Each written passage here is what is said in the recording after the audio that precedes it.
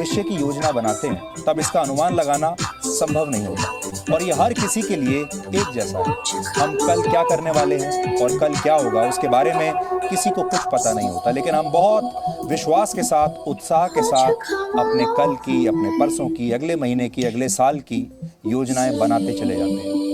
18 मई को जब पहली बार मेरी तबीयत बिगड़ी और मेरे शरीर में कोरोना वायरस के लक्षण दिखने लगे, तब भी मैं उस समय डीएनए करने के बारे में सोच रहा था, यही सोच रहा था। और जब मेरा कोरोना का टेस्ट हुआ और मुझे तब भी ये उम्मीद थी कि मेरी रिपोर्ट नेगेटिव आएगी, यानी आप में से हजारों लाखों लोगों की तरह मैं भी डिनायल मोड में था।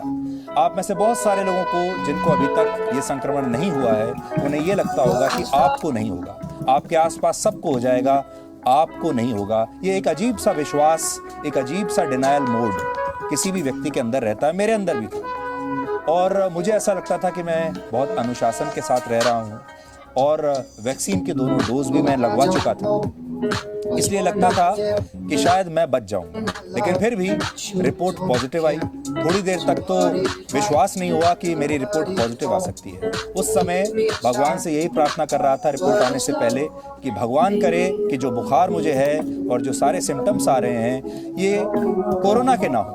लेकिन ऐसा हुआ नहीं और पहली बार ऐसा लगा कि हम बिल्कुल असहाय हैं। रिपोर्ट पॉजिटिव आई और उसके बाद पहले सोचा कि घर में ही रहकर इलाज कराते हैं, लेकिन तबीयत फिर जब बिगड़ने लगी और लगा कि घर में रहकर नहीं हो पाएगा तो फिर अस्पताल जाना पड़ा और फिर मैं 12 दिन तक अस्पताल में रहा। ये 12 दिन और 12 रातें घड़ी की सुइयों की तरह मेरे सामने गुजर रही थी और समय की सुइयां जैसे जैसे घूम रही थी वैसे वैसे वक्त घट रहा था और वैसे वैसे चिंताएं भी बढ़ रही थी। और इस दौरान मैंने कई बातें महसूस की। पहली बात तो मैं आपको बता चुका हूं कि कभी भी डिनायल मोड में मत रहिए। ये मत समझिए कि आपको नहीं हो सकता, आपको भी हो सकता है।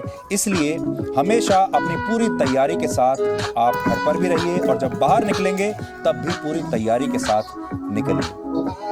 और जो बाकी के मेरे अनुभव हैं उनमें एक ये था, सबसे